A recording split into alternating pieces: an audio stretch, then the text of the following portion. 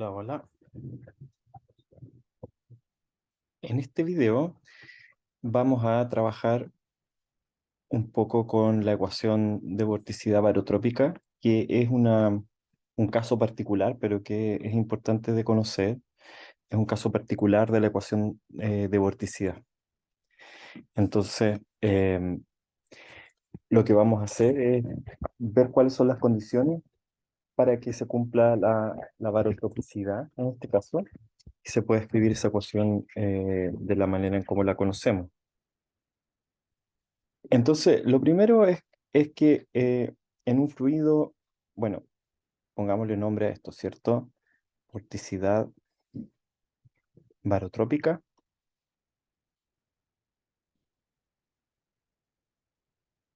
Y la condición en un fluido es que la ecuación de continuidad, que en su forma general tiene esta expresión, 1/ρ de ρ de t, más divergencia del viento es igual a cero.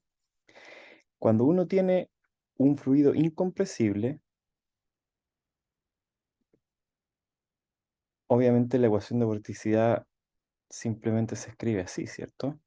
Eh, como divergencia de U, salió medio rara la U ahí, así que la voy a hacer de nuevo. Divergencia de U igual a cero. Y eso implica que du a dx más dv a dy es igual a menos dw a dz.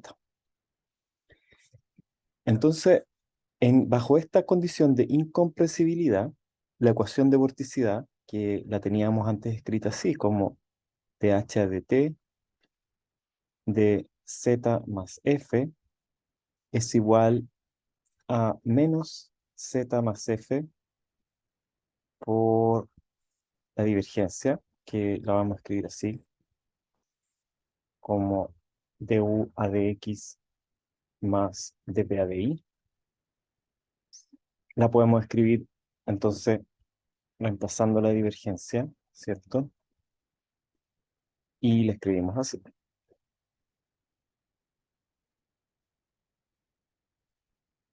por dw a dz, ¿ya? Y entonces la primera condición que impusimos es la incompresibilidad, pero ahora introducimos la barotropicidad. Y en un fluido barotrópico, entonces, el viento térmico es cero, ¿ya? Y por lo tanto, uno podría escribir que en realidad de V sub G a dz, o el cambio en altura, el viento geostrófico es cero también. Lo cual significa que si es que en un nivel el viento geostrófico está definido, entonces está definido para toda la atmósfera, independiente de la altura. Y por lo tanto, Z sub G, que vendría a ser el rotor de la componente vertical, ¿cierto? Del rotor de la velocidad, está definida como constante también, ¿ya? Así que es independiente de la altura esta ecuación. Uno podría escribirla así ahora, d sub h de t, Z sub G, donde Z sub G es la vorticidad relativa geostrófica ahora, más F es igual a Z sub G más F por dw a dz. Y todo esto, ¿cierto? Al menos los términos que tienen que ver con la vorticidad son constantes con la altura. Así que si uno integra esto con la altura, supongamos entre una altura z1 y z2, tal que z2 menos z1 es igual a una cierta profundidad h del fluido, entonces uno obtiene lo siguiente, que la integral entre z1 y z2 de esta cosa de acá, que es la vorticidad absoluta, ¿cierto?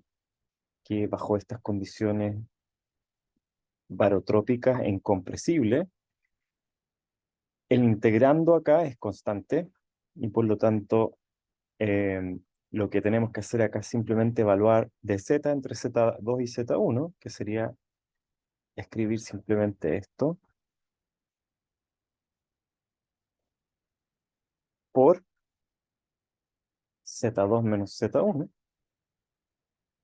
Eso tiene que ser igual a z sub g más f por la integral de esto. La integral de esto, obviamente, es la integral de una derivada, así que el teorema fundamental del cálculo es simplemente la función evaluada en sus extremos, y en este caso la función que estamos derivando es la velocidad vertical W, así que esto es W en Z2 menos W en Z1, ¿ya? Y esto de acá obviamente le vamos a llamar H, ¿ya?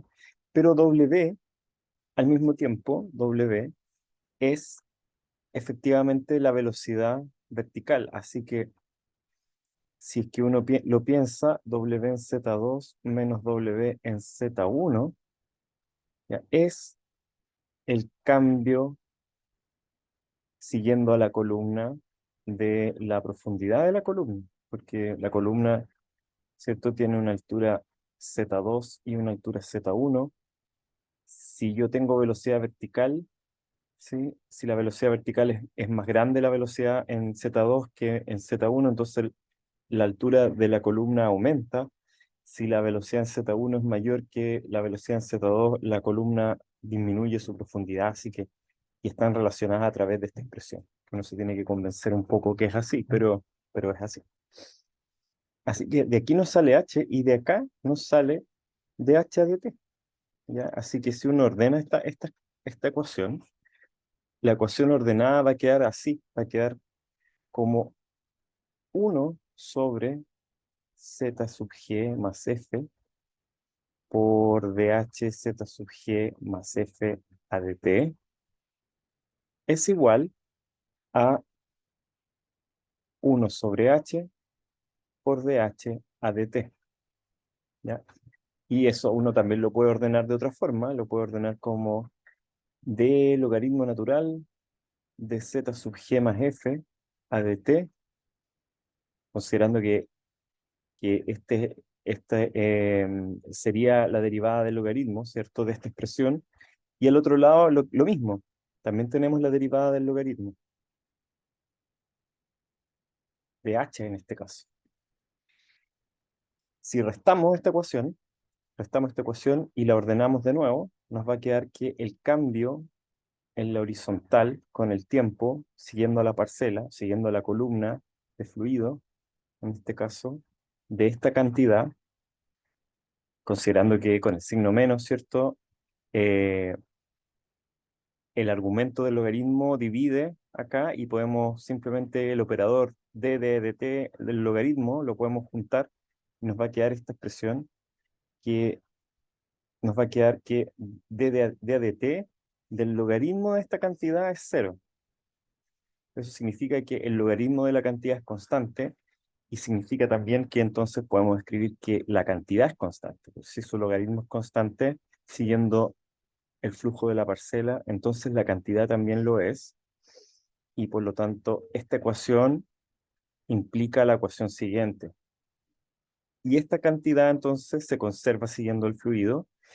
Y esto es, por definición, una vorticidad potencial también, pero se llama la vorticidad potencial de Rossby, o Rossby Potential Vorticity, definido así como Z sub G más F, dividido por la altura de nuestro fluido barotrópico, ¿ya? Así que esto es parecido a la vorticidad potencial que ya habíamos discutido, ¿cierto? Nosotros habíamos discutido la vorticidad potencial de Hertel. La eh, podemos volver a escribirla, la vorticidad potencial de Hertel Potential Vorticity, ¿cierto? Es Z sub teta más F multiplicado por menos G de teta ADP, ¿ya? Aquí, entre estas dos, ¿cierto? Es claro que Z sub teta más F o Z sub G más F son equivalentes, son la vorticidad absoluta. En un caso es la vorticidad absoluta geostrófica y en el otro caso es la vorticidad absoluta medida en un plano isentrópico, y H dividido por H sería la profundidad de la columna que estamos considerando, y en este caso la profundidad en el caso de la vorticidad potencial de Hertel depende de la estabilidad estática. Así que En este caso es más fácil nomás y en este caso es un poco más físico si ustedes quieren, porque acá la profundidad de la columna tiene relación con la estabilidad estática de la atmósfera y la columna se ensancha o se aprieta dependiendo de qué tan alejados están las temperaturas potenciales, perdón, la presión eh, entre dos superficies de temperatura potencial constante. Y eso es la estabilidad, al final, la estabilidad atmosférica. ¿Ya? Así que esta es la definición clásica de la vorticidad potencial que se le debe justamente a Carl Gustav Rossby, ¿ya? Y es el primer desarrollo, él le llamó a esto, le llamó vorticidad potencial por primera vez. Noten que si es que uno considera que el flujo puramente horizontal,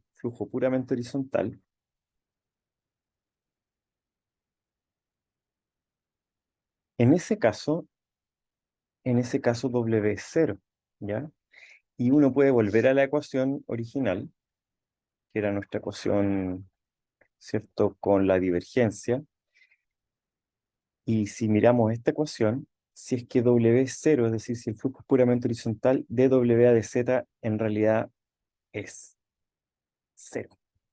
Y la conservación ahora es de la vorticidad absoluta, ¿ya? Así que eh, uno podría pensar que para un flujo puramente horizontal, entonces, la ecuación de conservación de la vorticidad barotrópica sería esta de acá, que la vorticidad absoluta es la que se conserva, ¿ya?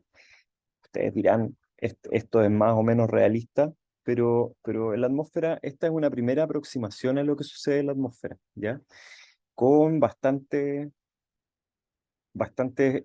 suposiciones, ¿cierto? Pero es una primera aproximación, y esta primera aproximación tiene una gracia, y es la siguiente, que da lugar a escribir la ecuación de una forma en que esta ecuación se puede convertir en una ecuación de pronóstico. ¿Ya? Y la manera en cómo esta ecuación se convierte en una ecuación de pronóstico es la siguiente. Si uno primero toma en cuenta que la vorticidad geostrófica relativa es de V a dx menos de U a di, esas son las componentes, ¿cierto? Em, verticales de este rotor. Ahí uno debiera incluir el subíndice G para mostrar que estos son vientos geostróficos.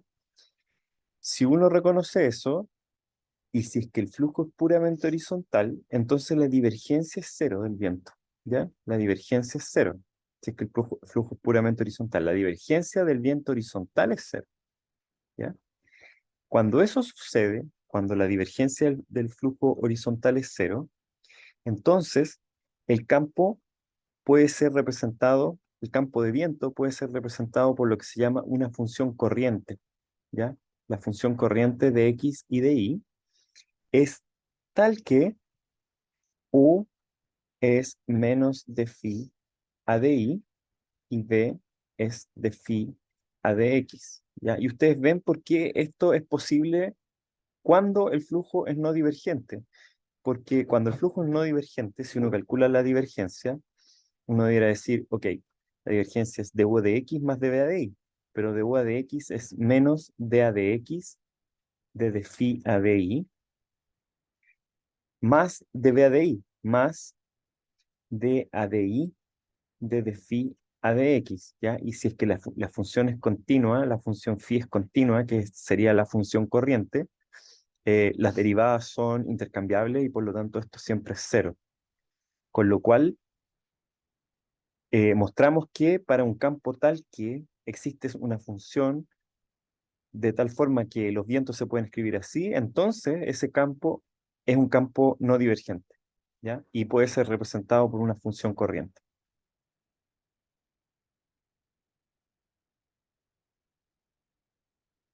Ahora, ¿podemos representar cualquier campo de viento con una función corriente? Sí, podemos hacerlo, em, pero no necesariamente se va a cumplir que la divergencia sea igual a cero, ¿ya? Siempre se puede definir esta función corriente más o menos una constante. Y ahí eso se hace en meteorología y se ocupa esta función corriente para poder escribir el viento de esta forma. Entonces, bueno, escrita la función corriente, también uno puede volver a la ecuación, ¿cierto? Que era nuestra ecuación más sencilla, que era la conservación de la vorticidad absoluta, donde h sigue siendo la derivada material horizontal, ¿ya? Eso igual a cero. Si uno la expande esta, uno diría que esto es d de t de zg más f, ¿cierto? Más b punto gradiente horizontal de z sub g más f igual a cero, ¿ya? Ahora bien, todas las componentes de esta ecuación se pueden escribir ahora en función de la función corriente, ¿ya? Entonces, la pregunta es, ¿cómo se escribe la vorticidad relativa en términos de la función corriente? Como vimos, el viento U es menos de phi de I, por lo tanto, el viento B es de phi de X. Si uno escribe la vorticidad relativa, uno dice que esto es de dV de X menos de U a de I, ¿sí?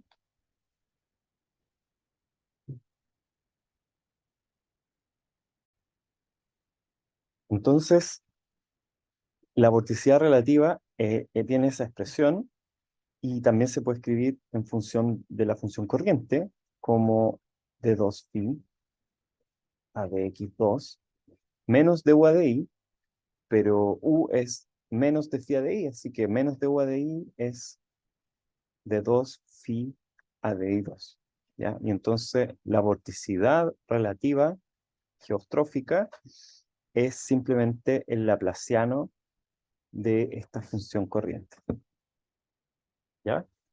Así que la ecuación de vorticidad se puede escribir así, como d a de t del laplaciano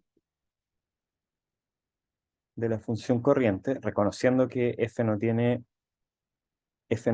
variación en el tiempo, más este viento que le vamos a llamar viento sub phi, que sería función de la función corriente también, porque está definido así, punto el gradiente de el laplaciano de phi más f. Y todo esto igual a cero. Resolver esta ecuación, ya, es la ecuación de vorticidad barotrópica horizontal no divergente. Ya. Y es una ecuación que está solo en función de... todo el rato le he llamado phi a esta variable, pero me da la impresión de que esta letra en realidad no es phi, sino que es psi, ¿ya? Está en función de la función corriente. Y por lo tanto, es posible de escribir como si fuera una ecuación que se puede resolver numéricamente. Y de hecho, esta es la primera ecuación que se resuelve numéricamente en la historia de la meteorología moderna por computador. Y lo que se hace es resolver esta ecuación en el nivel en donde el viento es menos divergente, ¿sí? Para que se cumplan los supuestos que estamos ocupando, que es el nivel de 500 hectopascales. Si uno se imagina, los sistemas, no sé, son tales que hay convergencia cerca de la superficie, ¿cierto? Hay ascenso, y después hay divergencia en altura. Entonces, más o menos en los niveles medios, ¿cierto? Cerca de los 500 hectopascales, uno puede pensar que el viento es lo menos divergente posible, ¿ya? Porque más bien la convergencia ocurrió en superficie y hay divergencia en altura, y en algún momento, por el teorema de valor medio, ¿cierto? Tiene que ser cero la divergencia o la convergencia. Se cumple el supuesto de la ecuación y uno puede definir entonces, resolver esa ecuación, que es una ecuación de pronóstico a todo esto, porque estamos viendo el cambio en el tiempo, ¿cierto? El cambio en el tiempo de psi, que es esta función corriente. Ahora, cuando uno tiene el cambio en el viento de la función psi, uno puede recuperar también, entonces, el viento, porque una vez definida la función corriente, uno recupera el viento, ¿sí? Y con ese viento del tiempo posterior, uno puede continuar con el pronóstico, porque una vez que uno tiene el viento, entonces uno de nuevo puede calcular la vorticidad relativa, la advección y volver a calcular entonces un siguiente paso en el tiempo del pronóstico, y entonces esta es la ecuación de pronóstico más sencilla que uno se puede imaginar. Y em, uno podría intentar resolver esta ecuación numéricamente con datos de el viento en 500 hectopascales, en el nivel mayormente no divergente, ¿cierto? Y tratar de pronosticar, por ejemplo, cómo sería el campo de viento en 24 horas, en 48 horas, y ver qué tanto error uno comete tratando de hacer esto con una ecuación de pronóstico sencilla, comparado con un pronóstico numérico del tiempo de la ecuación completa, con todos los términos, ¿cierto? Sin ninguna suposición extraña, ¿ya? Sería interesante ejercicio ese hacerlo con computadores modernos y con el tiempo de cálculo y quizás con la malla de cálculo que uno se puede dar ahora en un computador personal que es bastante poderoso. Entonces vamos a quedar hasta acá con esta cápsula de la ecuación de vorticidad barotrópica.